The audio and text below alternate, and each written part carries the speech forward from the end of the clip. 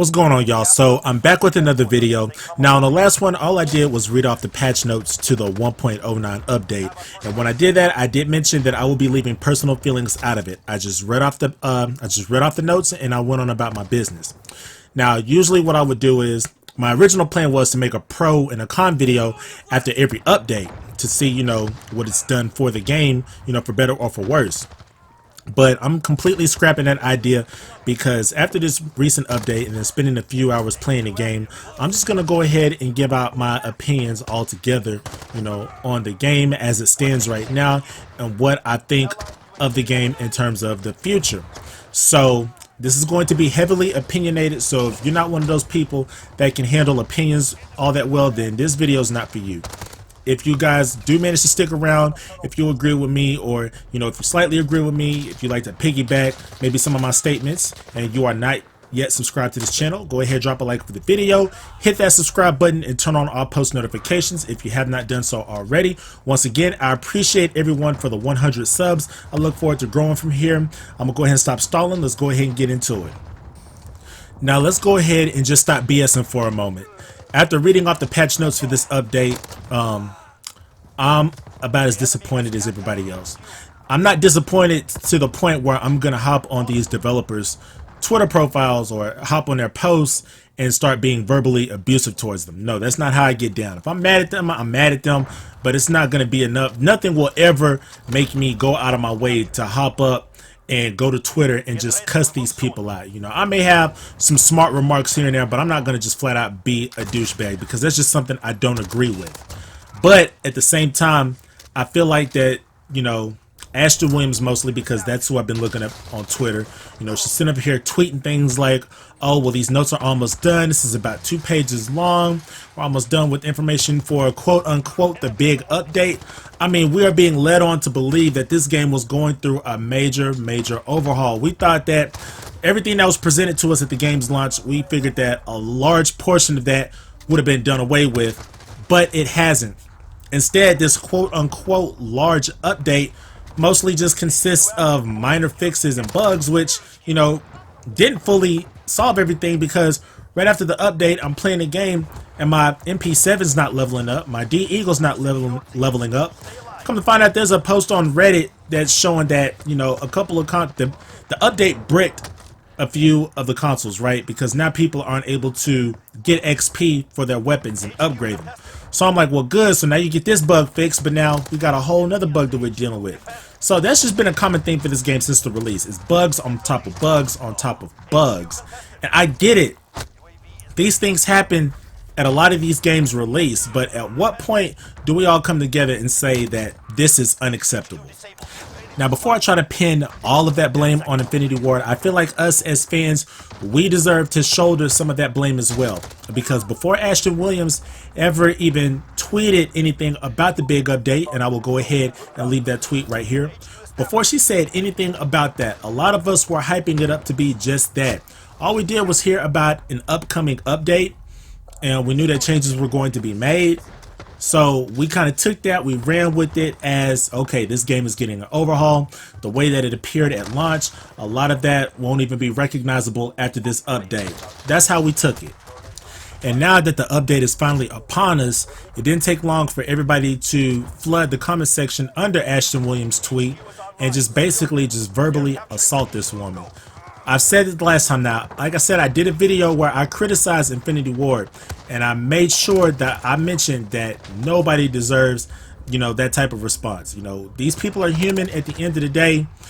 Good job, bad job, it doesn't make a difference. We don't have the right to hop up under these people's tweets and verbally assault them under the pretense that, hey, you're a communications manager, you need to have thick skin. You're in the wrong type of role if you can't handle us verbally assaulting you. No, sir, that's the wrong answer, and I condemn anybody that hops up on Twitter with that mindset. But at the same time, us being the fans that spent money on this game, we absolutely have a right to be upset at the end of the day with the product that we're receiving. And it gets a little better than that. It gets a little better than that, because not long after I saw the Reddit post, after, I can't upgrade my weapons, I see another tweet, and I'll go ahead and leave it right here. Infinity Ward accidentally left an internal note in the BattleNet version of the new update's patch notes, and the internal note claims that new footstep changes is a hot topic in the community, and this is not the change that they were hoping to see. If we got to break that one down a little further, it's pretty much another slap in the face. It's basically Infinity Ward saying, we hear what you guys want, we hear what you guys are saying to us. Only thing is, we're not going to give it to you. You get what we give you. At least that's how I interpret it. I don't know, man. It just feels like Infinity Ward is on like this huge ego trip. You know, you got Josie Cott being sarcastic for the most part to anybody that's showing their concern with the game. Then you got people like David Mickner, who's bragging about how he can get a bug fixed in about 5 minutes. And here's a tweet right here. Basically making it look like he can get it done in quick fashion. He mentioned that there's an official channel to them for pro players until he actually got called out by a pro player. And then here we go, we get this patch that comes out, and then, you know, it's been what, maybe a few hours, and I can't level up my weapons. So where's those 5 minutes, David? You know, it's one big cluster back there in Infinity Ward, and they have a lot that they have to get squared away. But there's just no way that they can leave a game like this in its current condition and think that it is okay. And I could be overreacting. There may be an actual overhaul patch in the works somewhere, but I would find it very hard to believe given everything that happened within the first couple of hours of my morning. You know, this patch comes out. It's supposed to be the big patch, but it doesn't address a single thing that we were hoping for. And then you've got the tweet that comes out showing where Infinity Ward hears everything that we're concerned about. They hear us. They know what we want, but it's pretty much they don't care. That's how it comes off. And it's not a good look for them as a company. It's not a good look for them as a developer. You know, we have to be able to trust these guys and hope that they deliver a good product. And I can't speak for everybody else, but that's just another shot to my already lacking trust with these guys. Now, how much trust are we supposed to have with Infinity Ward at this point? Because we already know that this isn't the same team that brought us the original Modern Warfare trilogy. All right, we know that this is a different team, and they don't have the best track record when it comes to making these Call of Duty games. You know, you look at Call of Duty Ghosts, which I played religiously, and I didn't know that there were so many people out there that didn't like that game. You know, I didn't think it was all that bad, but you know, I enjoyed it for what it was. I thought there were some things about it. I thought there was quite a few things about it that could have been better. And I could see how people would say that this iteration of Modern Warfare is the second coming of Ghosts, because it damn near plays the same, even though I find this game to be miles worse, just because I find it unenjoyable and unplayable.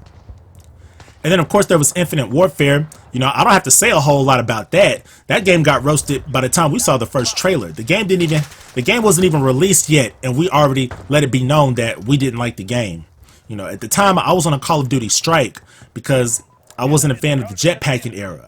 I did not care about the direction that the franchise was going, so I automatically boycotted that game. I didn't even touch it. And then you've got this game. Now, this is the second time that they have used the Modern Warfare name.